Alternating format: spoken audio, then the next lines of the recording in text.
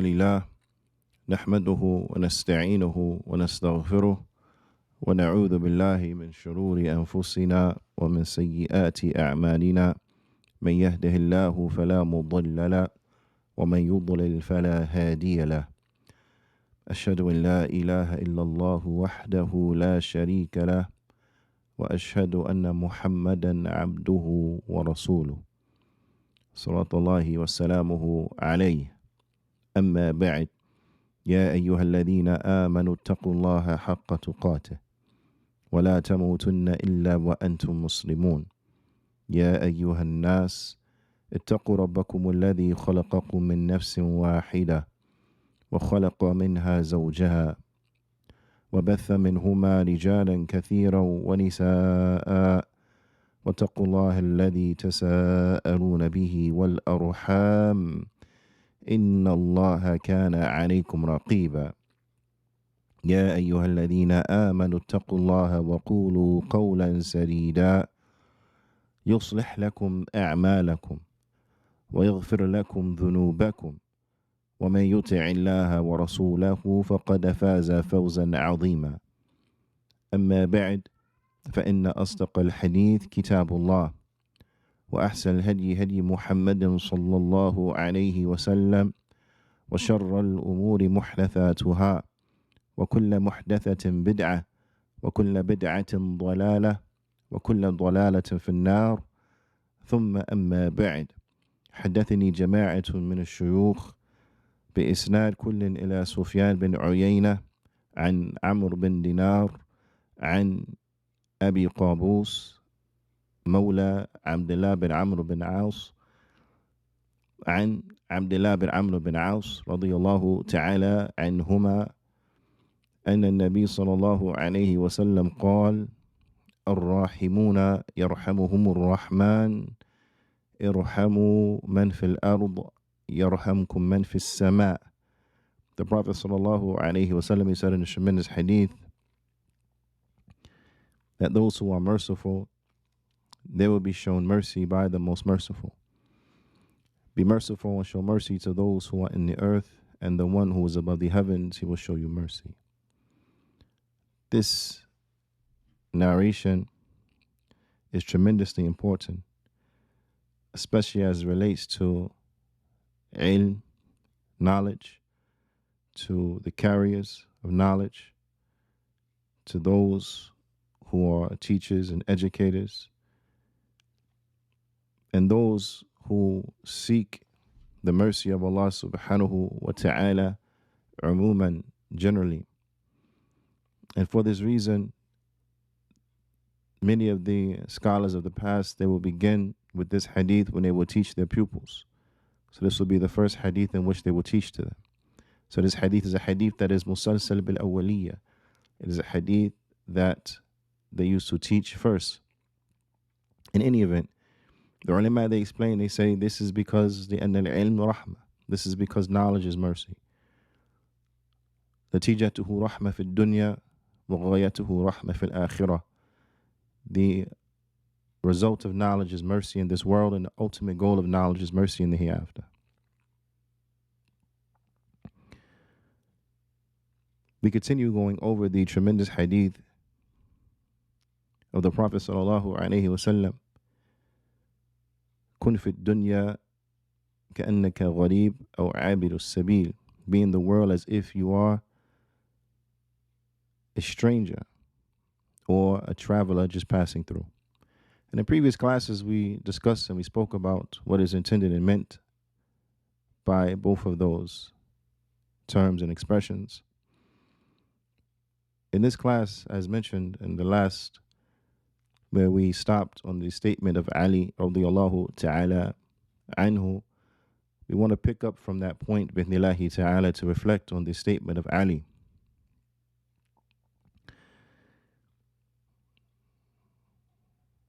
It is important that we truly reflect upon this statement and we really look at our lives as relates to it, and that we ask ourselves the question, which of the two do we belong to?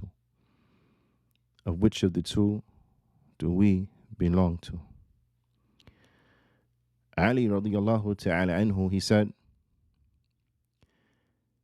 ارتحلت الدنيا مدبرا, that the dunya ارتحلت, it is going away from you. The dunya is moving away from you. وارتحلت الآخرة مقبلة. However, the hereafter is coming toward you. I want you to reflect on this now. The dunya itself, this worldly life, is moving away from you, is running away from you. And the hereafter is running towards you. Okay? وَلِكُلِّ وَاحِدَةٍ مِّنْهُمَا بَنُونَ. And every one of these two, each of these two, they have their children. Each of these two, they have their people, for lack of a better term, or to put it in another way. He said, سَكُونُ مِنْ أَبْنَاءِ الْآخِرَةِ. So be from the children of the hereafter. وَلَا تَكُونُوا مِنْ أَبْنَاءِ الدُّنْيَا. And don't be from the children of this world. Be from the people of the hereafter. Don't be from the people who are of this world. Meaning what? If we had to put that into another way, we can say, be from those people who are concerned and connected to the hereafter.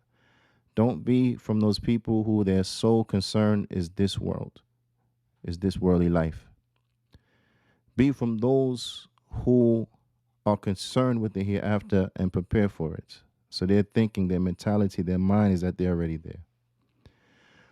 Don't be from those people who are only focused in on what is currently in front of them and they can't see beyond it. Don't be from those people. Don't be like that. He said, فَإِنَّ الْيَوْمَ عَمَلٌ وَلَا حِسَابٌ. He said, because today is work and no payment. Today you work, but this is not where you get your paycheck. Okay?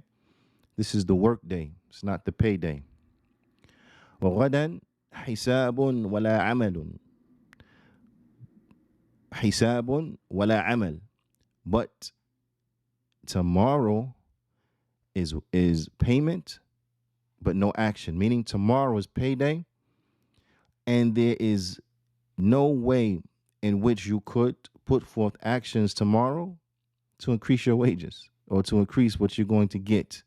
So today you work, tomorrow you get paid.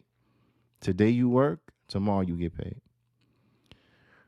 I want you to just reflect and contemplate upon the words in which he used. The dunya is running away from you. The dunya is running away from you. The hereafter is running towards you. If this was a proverb, if this was a person, Juyaanee, right?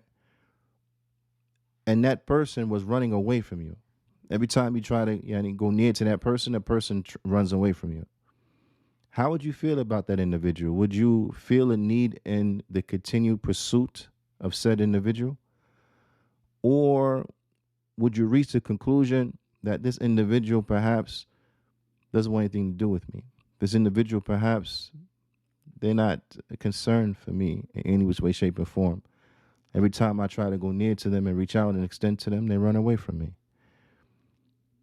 If this was a person, you wouldn't put a lot of stock and concern and energy into that person because it's clearly a person that doesn't really want anything to do with you. So therefore, you would not want much to do with them.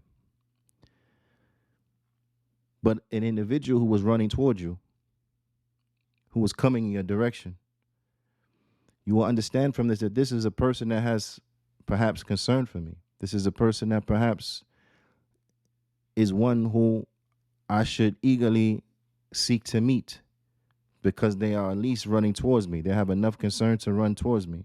So this is someone I should put my attention to, give energy to, because they're moving toward me and not running away from me. If we put it in terms of a person, it'll make total sense. You'll say, yes, why are you chasing someone who's running away from you? Why are you chasing someone who's running away from you? So now when you look at it from this standpoint, and you go back to the dunya now, then we will say to ourselves, why in the world are we chasing after this worldly life, that one is running away from us, and two is temporary. So even if we catch something from it, we're only going to have it for a short period of time, and then that's it. Whereas we have an opportunity now to prepare for the hereafter, and that which we build and prepare for in the hereafter is that which will last forever. So with that being the case, the one who is intelligent, then he will say, or she will say, then I need to concentrate on investing in the hereafter, to build in the hereafter that which will be good for me, that which I will spend my forever in. Whereas the one who is short-sighted, the one who is not mindful, the one who is not wise, who does not use their intellect properly, then they will destroy themselves and they won't prepare for the hereafter, and they will have waiting for them a hereafter, waiting for them a forever that is painful, a forever that will be in punishment and torment, a forever that will be in the hellfire. And as we all know, this is a fool's exchange. In any event, if we know for a certainty that the hereafter it is coming toward us, and we know with a certainty that we are about to die, and that none of us is doing anything except moving closer towards death, then we should use our time here in an appropriate manner. One of the poets, he mentioned, and I'm saying this because I want everyone to really look and to reflect on how they spend their time. How are we spending our time? Because when we realize that we are only put here in this world for a certain period of time, it's a short period of time. So the question becomes, how are we spending that time? Knowing that we have to prepare for the hereafter, knowing that today is the day that we work and tomorrow is when we get paid, knowing that based upon what we do now will determine where we spend our forever. So with that being the case, how do we spend our time? And I really want everyone to seriously think about this. How do we spend our time? Because once we know for surety, with certainty, that this world is temporary and that our time in it is even more so short, even more so temporary, right? How are we spending the few moments that we have access to in this world? How are we spending it? This is the question that I'm asking myself, and I'm asking everyone who hears my voice, because I want you to walk away with some actionable pieces of information. I don't want this just to be something that you listen to, you click on it, or right, you listen to it, and then it goes in one ear, it goes out the other ear, you give no consideration to it, or something that you feel overwhelmed where you say, well, it's so much, I don't, what piece of it am I supposed to hold on to? I don't know. What am I going to do? So I want to give you some, and give me some, actionable pieces of information that we can hold on to, identify, say, right there, grab it, hold on to it, implement it, put it into our life. And one of the things that I want you to take away from this particular session, this particular class episode, whatever the case is that what? Is that I want you to reflect on the manner in which you use your time. Because one of the poets, he said, إِذَا كُنْتُ أَعْلَمُ عِلْمًا يَقِينًا بِأَنَّ جَمِيعَ حَيَاتِي كَسَاعَةٍ فلما لم أكون ضنينا بها. This is a powerful question. This is a question that I want you to ask yourself, right?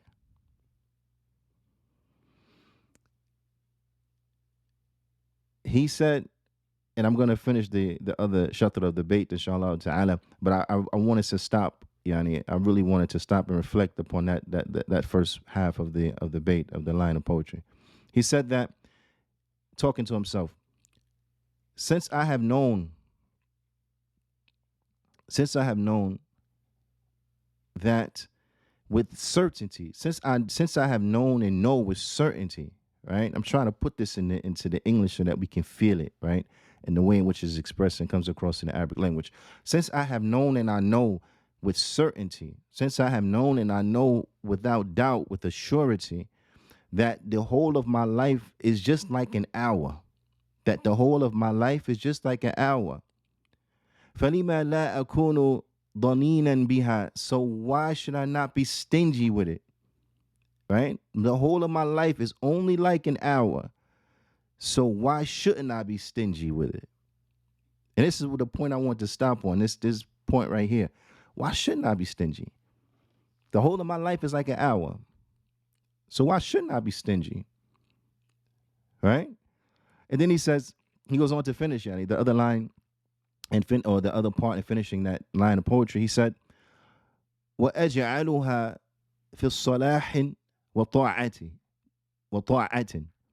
He said, so therefore I use it, why shouldn't I be stingy? And then therefore just use my life to gain benefit and upon obedience. Naam, fi salahin wa ta'atin. So why shouldn't I use the whole of my life, the whole of my hour? Why shouldn't I take my hour? I only got one. Why should I take my hour? Why shouldn't I take my hour and use it for benefit and for obedience? Of course I'm gonna be stingy. I can't afford it. Right?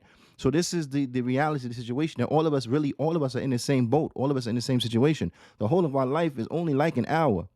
That's it. Think back to when, I don't care how old you are right now. Think back to your earliest memory. Think back to your earliest memory. How fast did that seem? And the reason why I say I don't care how old you are is because no matter how old you are, when you look back at that time, it feels the same. You can be 80 years old and you can reflect back to when you were 8 and it feels the same. You can be 28 and reflect back to when you were 8 and it feels the same. It feels like it was just yesterday, just a blink of an eye. How many times do we say to ourselves, where has the time gone? Subhanallah. Those of us who have children, how fast, we always say, they grow up so fast. Now, you remember back to when they were little and now they're adults. Subhanallah.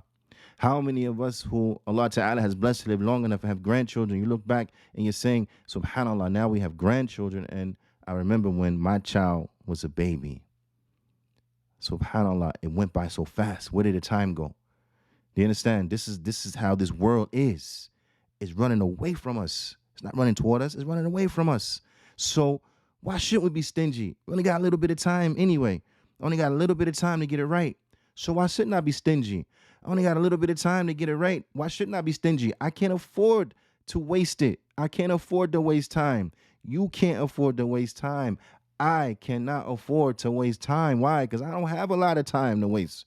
I don't have spare time. I don't have no time to waste. I don't have time to waste time. You understand what I'm saying?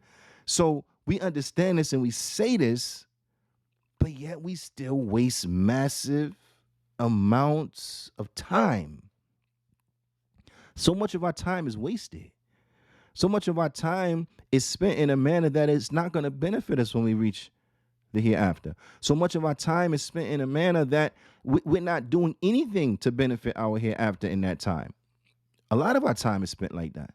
Now, I want you to reflect on the waking hours, right? Because the time that we sleep, that's when we sleep. So out of a day, we're sleeping, on average, 6 to 8 hours per day. All of us are sleeping on average 6 to 8 hours per day. So that only leaves us a small amount of hours per day to try to do something. And then those who have to work, that's 8 more hours now. 8 more hours, maybe a little bit more spent at work.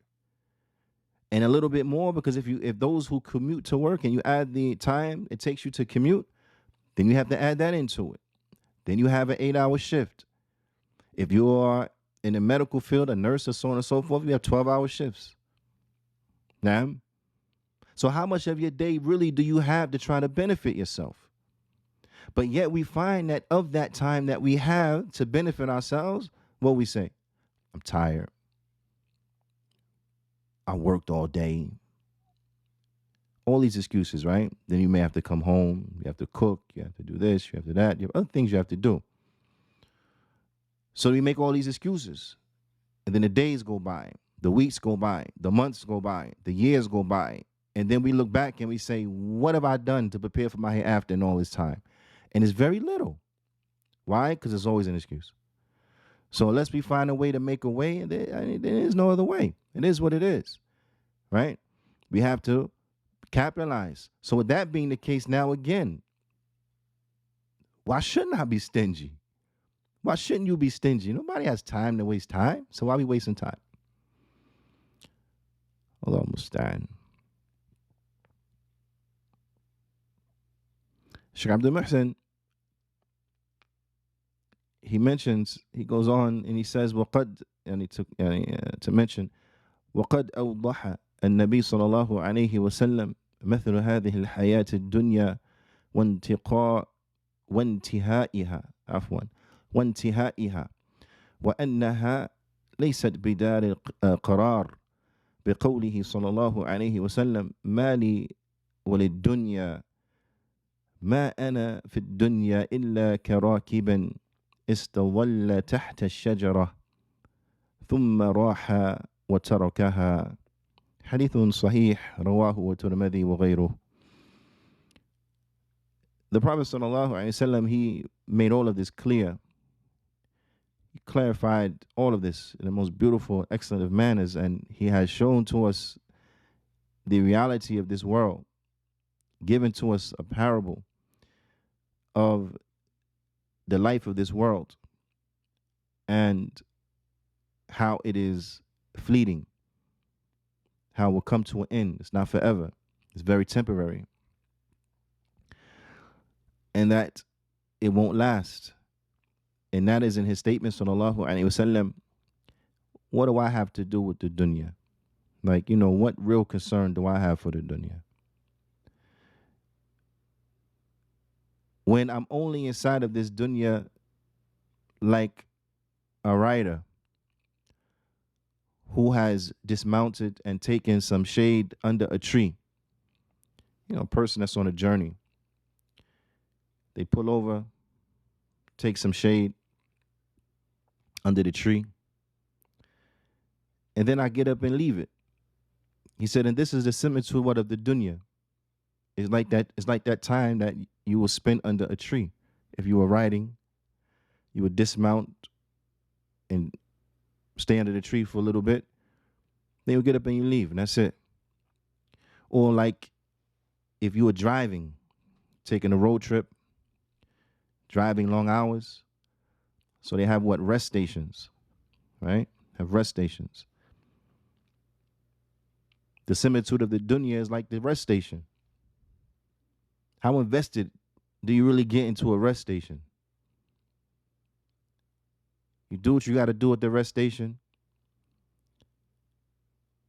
You may have to get some gas, right? You may have to restock on some snacks, get some more water, right? Some healthy things to drink, inshallah. Right? Healthy things to drink, inshallah. And you get back in the car and you leave. That's it. That's what this dunya is like. But do we treat it like that? I think that's the real question.